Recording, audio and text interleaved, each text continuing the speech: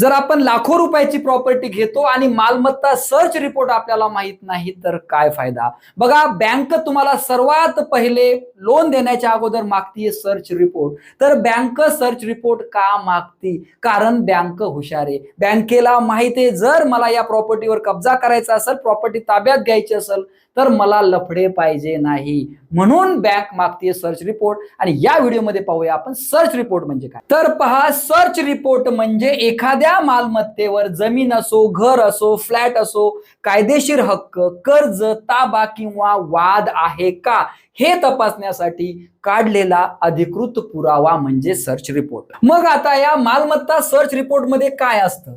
तर बघा, त्यामध्ये असतं मालकाचं नाव म्हणजे सध्याचा मालक पाहायला भेटतो, पूर्वीचे व्यवहार, ट्रान्झॅक्शन काय झालेले त्याचा इतिहास, हा इतिहास 13 वर्षापासून ते 30 वर्षापर्यंतचा असतो, हक्कपत्र असतं की आणि सध्या मालमत्तेचा कायदेशीर ताबा कोणाकडे आहे, त्यानंतर कर्ज किंवा तारण आहे का हे सुद्धा आपल्याला माहिती होतं, वाद किंवा न्यायालयीन प्रकरण आहे का, बऱ्याच वेळा त्या जागेवरती स्टे आलेला असतो, वाद सुरू असतो आणि ती प्रॉपर्टी जर आपण विकत घेतली तर तुम्हाला माहिती काय होणार आहे, तुमचे पैसे अटकणार आहे। त्यानंतर स्थानिक नोंदणीची माहिती सुद्धा, सर्वे नंबर, डिटेल, आजूबाजूची सगळी डिटेल तुम्हाला माहिती होती। मग हा सर्च रिपोर्ट मिळतो कुठे? बघा, सब रजिस्टर ऑफिस मध्ये नोंदणी झालेल्या सर्व व्यवहारांची माहिती तुम्हाला त्या ठिकाणी मिळू शकते।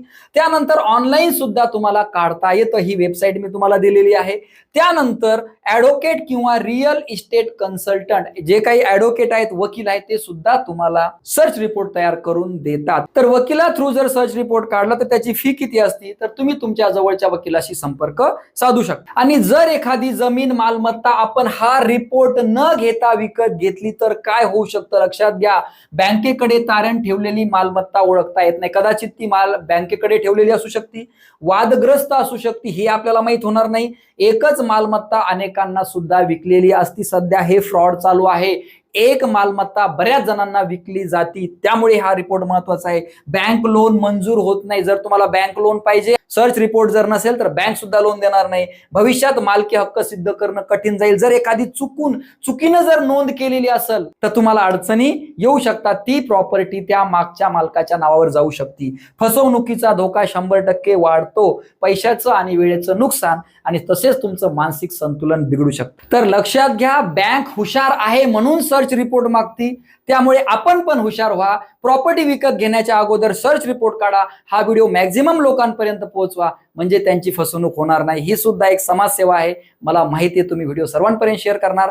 भेटू पुढच्या व्हिडिओमध्ये। जय हिंद, जय महाराष्ट्र।